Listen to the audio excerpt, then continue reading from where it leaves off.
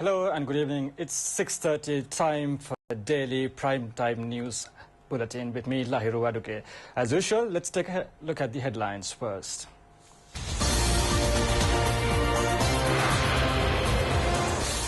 The President informs foreign envoys that the Prime Minister was appointed in accordance with the Constitution. The UPFA requests the Speaker to ensure privileges of the new Premier. The opposition leader calls on the Prime Minister. Ranil Wickremesinghe alleged on misusing public property. And in news overseas, air pollution kills 600,000 children every year.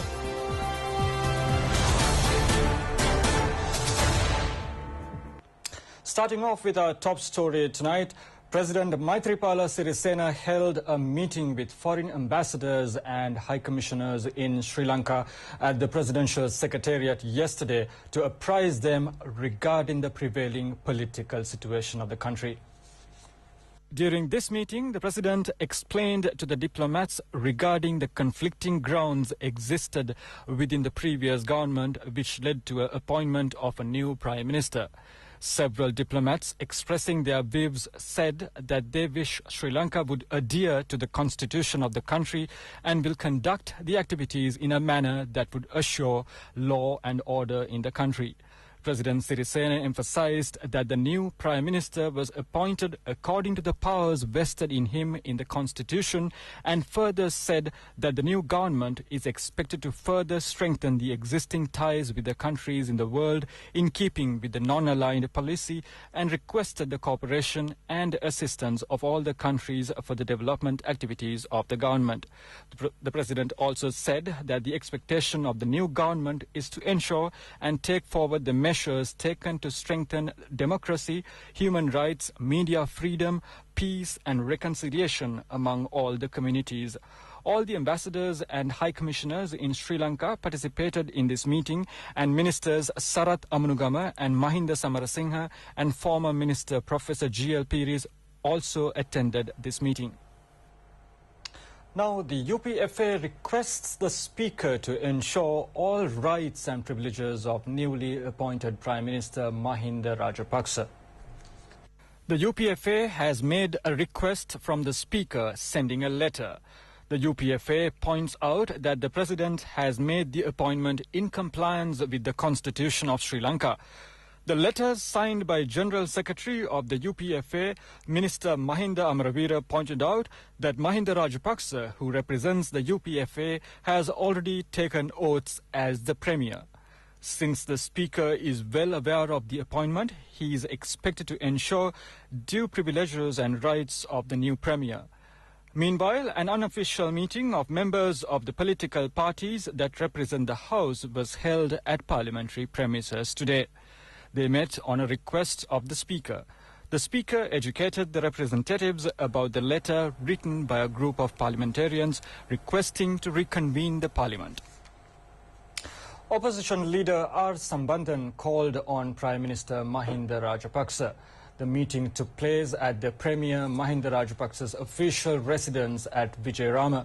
The two political leaders had discussed issues pertaining to the current political situation. Professor G.L. Piris was also present at the meeting. New Secretary to the Prime Minister S. Amarasekara says former Prime Minister Ranil Wickremesinghe misappropriates state properties and violates the country's law. The Secretary to the Prime Minister was speaking at a media briefing held in Colombo. He observed that the official residence of the Prime Minister is expected to hand over to the successor following the end of his term of office. If the successor agrees, the official residence can be used by the previous office bearer for 3 months according to the establishment code when it comes to the public service. Mr. Amarasekara pointed out that, but no such established law for the politicians. The Secretary believes that the former Prime Minister will switch to a new place when he finds a suitable one. The secretary recalled that the head of the civil security force was imprisoned for delaying 1 week to hand over his official vehicle. He stated that using the official residence without the consent of the successor is misappropriation of a state property. It is a huge offence than misusing an official vehicle like in the previous example.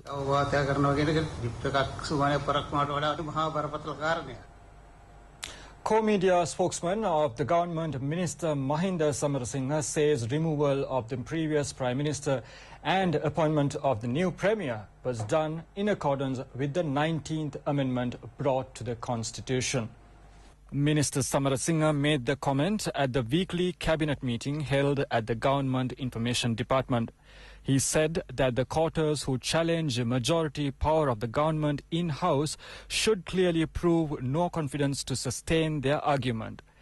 He highlighted that there is a methodology to follow to prove a no-confidence motion. The minister further noted that when no-confidence motion is mooted, vote among the MPs will be called in the parliament. Hence, the due methodology should be adopted.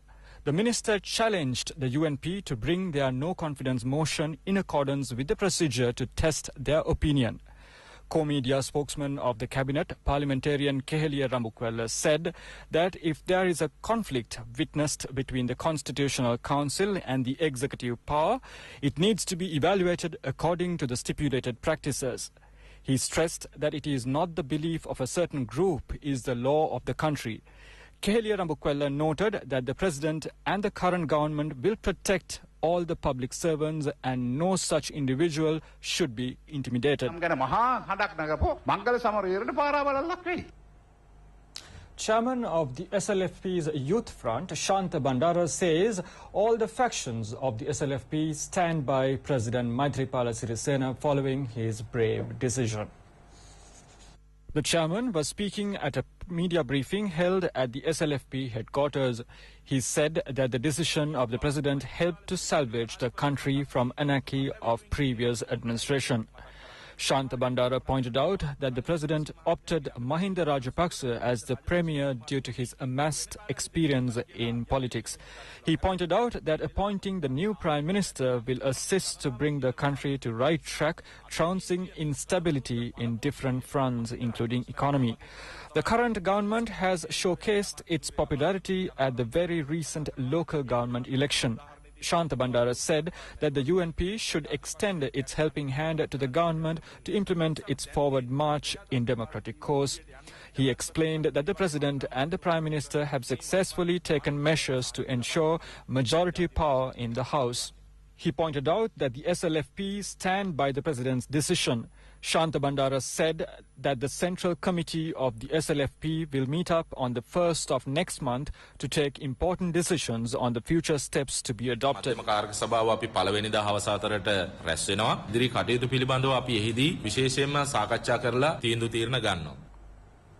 Chief incumbent of Hunupitiya Gangarama, Venerable Galaboda Nyanisara Thera, states that people in the country passed a very difficult period during last 3 years.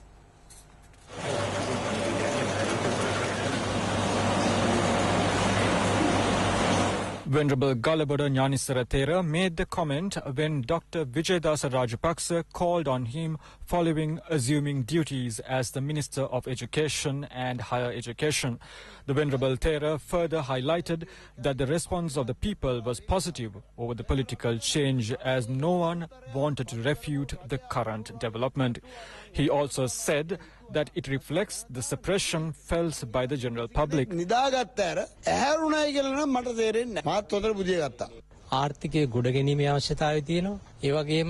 Addressing the journalists, Minister Vijayadasa Rajapaksa pointed out that the people of the country were zealous to bring about the change that witnessed very recently. The people need a political agenda that complies with the country's priorities. Minister Rajapaksa highlighted that it is compulsory to strengthen the economy of the nation as it has plunged in a negative direction during the previous government drastically. Meanwhile, Vijit Vijayamuni Soiza assumed duties as the Minister of Fisheries and Aquatic Resources, Development and Rural Economic Affairs today. The minister assumed duties at the Ministry of Rural Economic Affairs. Politburo member of the JVP, KD Lal Kanta, questions ambiguity of Ranil Wickremesinghe on not seeking Supreme Court's opinion over the appointment of the new Prime Minister by President Maithripala Sirisena if the measure is incorrect. KD Lal Kanta said that Ranil Wickremesinghe fears to seek the advice of the apex court as he is hesitant about the situation. He pointed out that there is a way to proceed with the existing judicial system. Lal Kanta further highlighted that during the past regime, corruption was rampant under the label of Lichavi policy. He noted that the Minister of Labour of the previous government wanted to manipulate EPF, though trade unions objected. The mortal remains of Rangana Pradeep Rajapaksa, who was killed at the protest took place at the Petroleum Corporation, had been brought to his private residence at Gelioya. Former Minister Arjuna Ranatunga attempted to enter into the offices of the Petroleum Corporation forcefully recently. It was reported that his intention was to take away some documents. The security staff of the corporation took measures to prevent Arjuna Ranatunga and his group entering into the corporation premises. Consequently, a tense situation resulted between the employees of the corporation and the group led by the minister. 3 people sustained injuries as a security guard of the former minister opened fire at the employees. Rangana Rajapaksa succumbed to death due to injuries. Arjuna Ranatunga was taken into custody and released by the courts on bail. The alleged security guard has been remanded till 12th of next month. The relatives of the Rangana Rajapaksa denounced thuggery of the previous government. They say the current government would never resort to such heinous acts. Now, police say 3 suspects who robbed a bank in Matteguda was arrested early hours of today. The suspects were arrested with money and gold they robbed. The arrest was made by a special police team of Mount Lavinia Division. The bank heist happened on the 26th of this month. The culprits had robbed the bank posing firearms to the staff. Police stated that the suspects were arrested at their private residences today. The suspects are residents of Godagama and Paduka. They possessed 9.3 million rupees and gold worth 49 million rupees. The CCTV system of the bank, which was taken away by the robbers, had been thrown into the Kalani River at Hangwella. Police teams are making attempts to locate the CCTV data storage that was thrown to the river. An American national who engaged in a ganja cultivation in Sri Lanka was apprehended by police. According to police teams, his visa had also expired. The anti-vice squad of Matara has made the arrest. The American had grown ganja at a rented house at Uyanwatta in Matara. It has been divulged that the suspect is an artist by profession. The police squads seized ganja and some other equipment used to consume the prohibited substance. The arrested American is scheduled to be produced before the Matara Magistrate Court.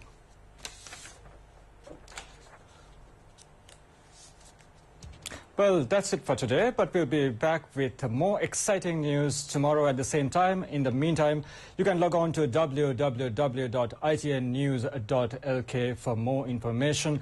I'm Lahiro signing off. Have a good night.